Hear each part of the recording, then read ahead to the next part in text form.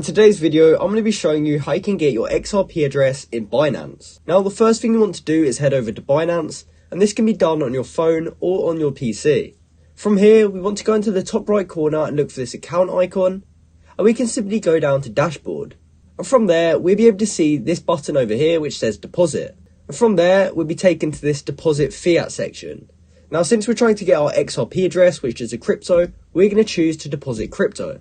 We can now choose the coin, but since we're trying to get our XRP address, we can choose XRP. And from here, you want to choose the network. Now, in order to get your XRP address on the XRP network, you can simply choose XRP. But if you need your XRP address on the Ethereum network, you want to choose Ethereum, and so on. So for this example, I'm just going to choose XRP. And from here, if you've never deposited before, it will say something like this. And we can choose Get Address. And from here, it will show us that both address and memo are required to deposit via the XRP network. You can click OK, show me the address.